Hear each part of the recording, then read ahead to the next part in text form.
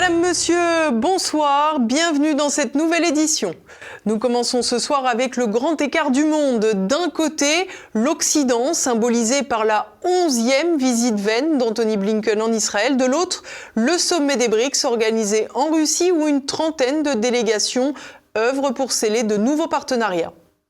En France, l'actualité politique, c'est le début des débats sur le budget à l'Assemblée nationale, une étape qui remet au goût du jour la clivante réforme des retraites. Et puis nous nous intéresserons également dans cette édition aux voitures hybrides, un entre-deux qui remporte un certain succès auprès des automobilistes, pris en tenaille par les décisions politiques. Un monde coupé en deux. Pendant qu'Anthony Blinken sera en Israël pour la 11e fois en un an, les BRICS et alliés sont réunis à Kazan en Russie. Une illustration du bouleversement de l'ordre mondial. Le point tout de suite. C'est un peu l'effet ciseau. Pendant que l'Occident s'embourbe dans des guerres qu'il ne parvient plus à gérer, les BRICS nouent des partenariats et misent sur l'avenir. Le parallèle est saisissant. Ce mardi s'ouvre donc pour 2 journées complètes le 16e Forum des BRICS à Kazan en Russie. Preuve, s'il en fallait une supplémentaire, que Vladimir Poutine n'est pas vraiment isolé sur la scène internationale. Posant au milieu de ses homologues chinois, indiens et sud-africains, le président Lula étant bloqué au Brésil pour des raisons de santé, le dirigeant russe signe donc un pied de nez aux instances occidentales dont il a récemment été privé par la délivrance d'un mandat d'arrêt international à cause de son action en Ukraine. Au programme de Vladimir Poutine, une quinzaine de rencontres bilatérales d'ici jeudi. Pour lancer ce marathon, un rendez-vous avec Xi Jinping, puis un autre avec Narendra Modi. De quoi rappeler que les 3 géants pèsent à eux 3 plus de 3 milliards de terriens. Fidèles à leurs habitudes, les participants, plus d'une trentaine de délégations en tout, devraient faire la part belle aux questions économiques, notamment pour discuter des contours de leur BRICS Pay. Ce nouveau mode de paiement entre partenaires permettra notamment de se passer du dollar ou de l'euro, même si le yuan, voire même le rouble ou la roupie sont déjà de plus en plus utilisés. En plus des facilitations d'échange, la solution évitera également d'être sous la coupe de potentielles sanctions occidentales. Preuve que les décisions prises à l'Ouest depuis le début de la guerre en Ukraine ont permis essentiellement à la Russie et ses partenaires à œuvrer pour leur propre résilience. Mais si les BRICS sont souvent présentés comme une communauté économique en construction, ce n'est pas seulement ça. L'objectif affiché de ce sommet des BRICS est très clair: construire un monde multipolaire comme alternative au désordre mondial dicté par l'Empire américain. Symbole de cette bascule, la présence de Recep Tayyip Erdogan à Kazan, quelques semaines après avoir témoigné de la volonté de la Turquie d'entrer dans les BRICS, alors même qu'elle est un membre éminent de l'OTAN. S'il semble évident qu'Ankara ne pourra pas embrasser les 2 destins pleinement et concomitamment, l'attrait pour ce nouvel ensemble est clair. Clair comme les difficultés que rencontre l'organisation du traité de l'Atlantique Nord à l'aube d'une possible réélection de Donald Trump, qui la trouve déjà bien trop coûteuse pour son pays. Dans ce cadre, le voyage d'Anthony Blinken, le secrétaire d'État américain, pour rencontrer Benjamin Netanyahou pour la 11e fois en un an, montre combien le poids de Washington a du plomb dans l'aile, même en Israël pour qui les armes américaines sont cruciales. En effet, depuis le début de la riposte de Tel Aviv sur Gaza, puis maintenant sur le Liban contre le Hezbollah, les incantations occidentales de cessez-le-feu se sont vues opposer des fins de non-recevoir. Un blocage géopolitique qui donne encore davantage de crédit aux tentatives d'éclosion puis de maturation d'un ordre mondial multipolaire, une recomposition imminente dans laquelle l'Europe sans Bruxelles pourrait encore avoir sa carte à jouer. Le budget, nouvelle croisade automnale des députés. La faible majorité doit donc composer avec un hémicycle très hostile au budget présenté alors que le spectre de la réforme des retraites refait surface. Olivier Frère-Jacques. La date de ce débat est connue depuis 2 semaines. Le plan devait nous être communiqué le 15 octobre au plus tard. Il ne l'a pas été. Il a fallu que je m'implique personnellement vendredi pour que ce débat soit maintenu et que les documents nécessaires à sa bonne tenue nous soient transmis. Nous avons finalement reçu hier un projet de plan. Il n'en demeure pas moins que la communication aussi tardive, un dimanche à la veille du débat d'un document provisoire, n'est pas satisfaisante. Pas contente, lundi, la présidente de l'Assemblée nationale, Yaël Braun-Pivet, rappelait à l'ordre l'exécutif et notamment le ministre du Budget, Laurent Saint-Martin, pour les délais de transmission des documents budgétaires permettant aux députés de débattre sur le budget. Si l'incurie gouvernementale peut être pointée du doigt ici, il convient néanmoins de rappeler que si l'on remonte la chaîne des responsabilités, il s'agit de rappeler que la nomination très tardive du Premier ministre par le Président a rendu l'élaboration d'un budget particulièrement délicate.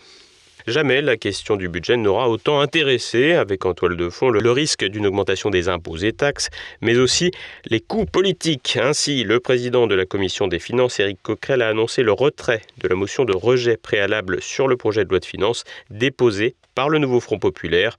En cause, la procédure serait compliquée à expliquer, selon le député, et l'écarter permettrait d'avoir un temps de parole supplémentaire pour analyser le budget du gouvernement. Vouée à l'échec, la motion de rejet n'aura donc pas lieu. La bataille se poursuit néanmoins avec un budget qui a largement été modifié par la commission des finances de l'Assemblée dominée par la gauche. L'occasion pour le ministre de l'économie, Antoine Armand, et son collègue au budget de se mettre en avant et de faire valoir le matraquage fiscal du nouveau Front populaire. Une communication qui leur permettra par ailleurs de paraître comme les moins-disants en matière de hausse de prélèvements par la suite. Dans ce combat budgétaire, un débat a refait surface, celui de la réforme des retraites. Le nouveau Front populaire, comme le Rassemblement national, se sont engagés à l'abroger. Or, en additionnant les voix du RN et de la coalition des gauches, on obtient une majorité absolue. Il est donc possible pour cette 17e législature d'abroger la réforme. Et pourtant, le RN n'a pas voté les amendements présentés par le NFP allant dans ce sens. Le député de la 8e circonscription du Var, Philippe Schreck, nous explique pourquoi. Qu'ils n'ont absolument rien à voir, monsieur. L'amendement du nouveau Front populaire ne faisait qu'augmenter une cotisation. Nous n'avons pas envie, nous n'avons pas le dessein d'augmenter encore plus les cotisations des Français. Cet amendement du nouveau Front populaire ne touchait pas à la durée ou à l'âge de départ à la retraite. C'était une augmentation de cotisation. C'est juste une fake news qui a été propagée par des médias plutôt de gauche, en vérité. La réforme des retraites reviendra néanmoins au menu à l'Assemblée le 31 octobre, puisque le RN défend sa propre proposition d'abrogation de la réforme. Une occasion historique pour les députés de mettre à terre la réforme iconique d'Emmanuel Macron. Pour Philippe Schreck, les députés de gauche n'auront pas d'autre choix que de voter ce texte. Bien entendu, puisque c'est dans leur programme. Tous sans exception, ils l'ont mis dans leur programme aux législatives. Ils ont déposé une motion de censure pour cette abrogation. Ils ont manifesté tous les dimanches, tous les week-ends pendant des mois et des mois pour cette abrogation. Ils ont été élus là-dessus. Comment peuvent-ils faire autrement que de ne pas voter le texte qui est finalement le texte pivot de leur programme ? Et justement, à gauche, les avis sont divisés sur la question. Ainsi, le Parti socialiste, deuxième plus gros groupe du NFP, s'oppose par principe à voter un texte émanant du Rassemblement national. De son côté, le communiste Léon de Fontaine est pour un tel vote, craignant de laisser le monopole du peuple au parti de Marine Le Pen. Le 31 octobre sera donc décisif pour les gauches qui devront trancher entre offrir une victoire sociale au RN ou renoncer à l'abrogation de la réforme des retraites, en reportant celle-ci à une hypothétique victoire future. En attendant, les travaux parlementaires se poursuivent autour du budget, et cela dans un climat tendu. Ainsi, le député Philippe Schreck, à l'instar de nombre de ses collègues de diverses sensibilités politiques, s'insurge sur la gestion des débats parlementaires et de la présentation du budget par l'exécutif. La présidente de l'Assemblée nationale a eu tout à fait raison de s'élever. Nous avons les documents au fil de l'eau, au dernier moment, alors que c'est des documents extrêmement techniques et volumineux. Lorsque un groupe a un amendement, il n'obtient pas de réponse du gouvernement sur ces amendements. Donc nous sommes certes sereins, mais on s'aperçoit que le gouvernement navigue à vue, ne communique pas et nous présente pour l'instant un budget complètement lunaire, sans coopération, sans discussion. En voiture, vers l'hybride, ce véhicule, synthèse des modèles thermiques et électriques, trouve peu à peu son public. Il devrait toutefois se heurter aux législations européennes. Explication de Renaud de Bourleuf. La voiture hybride va-t-elle gagner la course face aux modèles électriques et thermiques ? Ce mardi, l'Association des constructeurs européens d'automobiles a publié des données sur les ventes de véhicules en Europe au mois de septembre. Le modèle hybride, reposant sur un moteur à essence et une petite batterie électrique, représente 32% du marché, soit un tiers à peu près. La voiture à essence est donc dépassée avec 29% des ventes, tandis que le modèle électrique n'accélère qu'à petite vitesse avec 17% des ventes. D'un côté, l'automobile à essence ou à diesel fait l'objet des foudres des politiques autoproclamés spécialistes de l'écologie. Certains véhicules sont interdits d'entrer dans les zones à faible émission, les ZFE, mises en place dans de nombreuses agglomérations telles que Lyon, Bordeaux ou Grenoble. Un cauchemar pour ceux qui ont besoin de leur voiture pour aller travailler. D'un autre côté, l'automobile électrique ne séduit pas le public. Le prix est extrêmement élevé, les réparations peuvent être longues et coûteuses, et la batterie peut très vite se décharger. Avec une faible autonomie, la voiture électrique est surtout adaptée aux trajets en agglomération. Beaucoup moins pour un trajet Paris-Marseille ou Lyon-Bordeaux. Fabrice Godefroy, expert mobilité et environnement pour l'association 40 millions d'automobilistes, note que le véhicule hybride propose un compromis palliant les défauts des deux modèles. L'autonomie est beaucoup plus importante qu'un véhicule 100% électrique et ça permet un mix de l'utilisation, c'est-à-dire à la fois en ville, vous pouvez tourner en hybride, en électrique, mais par contre quand vous prenez la route, évidemment, vous avez le moteur thermique qui reprend le relais. Donc, c'est une voiture, évidemment, qui est beaucoup plus, aujourd'hui, efficace. Et d'ailleurs, c'est pour ça que les ventes sont en grosse progression. Aujourd'hui, c'est 40% des ventes pour cette raison-là, parce que c'est le meilleur compromis actuel. Parce que tout le monde n'est pas électrocompatible à 100% sur le véhicule électrique. Déjà, il faut avoir une borne de recharge chez soi parce que 80 à 90% des recharges se font ou à domicile ou sur le lieu de travail. Donc, tout le monde n'est pas électrocompatible. Donc, c'est vrai que l'hybride, aujourd'hui, est le meilleur compromis et on le voit très bien au niveau des ventes. Les clients suivent et les professionnels de l'automobile ont donc trouvé un compromis face aux exigences de l'Union européenne. En effet, rappelons que Bruxelles veut interdire la vente de voitures neuves thermiques d'ici 2035. De plus, en septembre, l'UE a décidé d'imposer des amendes dès 2025. Les industriels sont sous la menace d'amendes monumentales applicables dès le 1er janvier 2025 s'ils ne respectent pas la réduction des émissions de carbone demandées. Peut-être jusqu'à 15 milliards d'euros pour l'ensemble de l'industrie automobile européenne.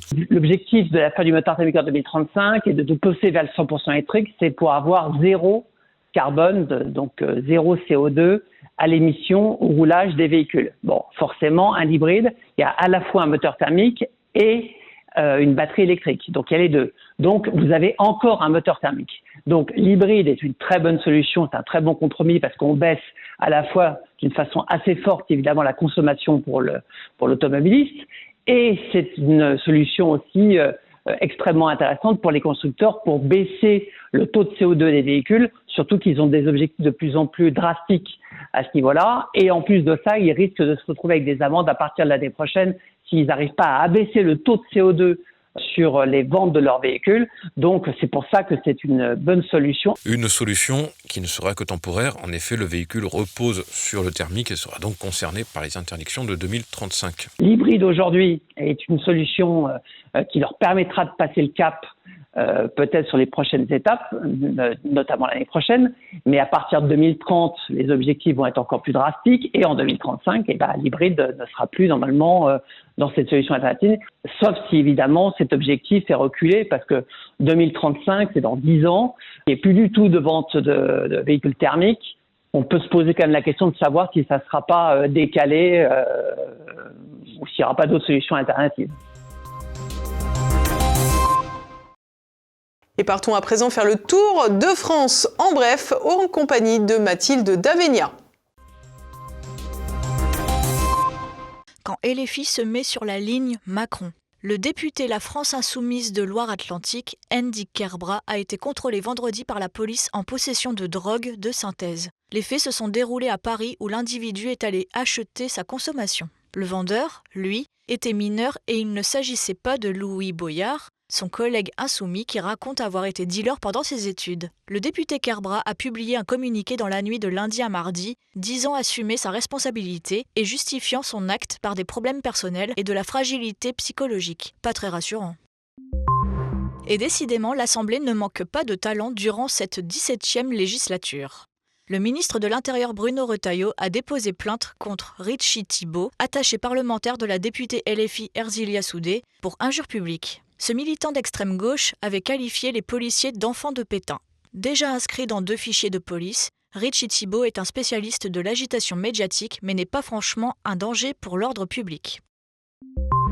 Immigration et rayonnement de la France dans le monde. Un individu de nationalité française répondant au nom de Sabri Essid est mis en cause pour génocide et crimes contre l'humanité. Présumé mort, ce demi-frère de Mohamed Merah aurait torturé et réduit en esclavage des femmes yézidis en Syrie entre 2014 et 2016. Le calvaire de cette ethnie lors de l'ascension de l'État islamique, alors combattu par l'Iran, la Russie et le Hezbollah libanais commence à être dévoilé au grand public avec des faits abominables de viol sur des fillettes de 9 ans notamment. Plus de 1200 yézidis seraient toujours retenus captifs à travers le monde. En France, 5 procédures judiciaires sont en cours pour génocide du peuple yézidi. 2 concernent des revenantes, des femmes de nationalité française mariées à des djihadistes, aujourd'hui incarcérées après leur retour de Syrie et d'Irak. Plus de pépettes pour les bicyclettes. Une semaine après le meurtre d'un cycliste à Paris par Ariel Melki Chamoun au volant de son SUV, le ministère des Transports a lancé hier lundi la mission contre les violences, protéger tous les usagers de la route. L'objectif, mettre en évidence l'insécurité des cyclistes et analyser les comportements violents de la route. Le ministre François Durovray appelle à un partage harmonieux de l'espace urbain, mais les cyclistes demandent des actions concrètes. Olivier Schneider, coprésident de la Fédération des usagers de la bicyclette, plaide pour rétablir le fonds vélo d'1,25 milliard d'euros pour des infrastructures sécurisées, un projet d'Elisabeth Borne gelé depuis le printemps 2024.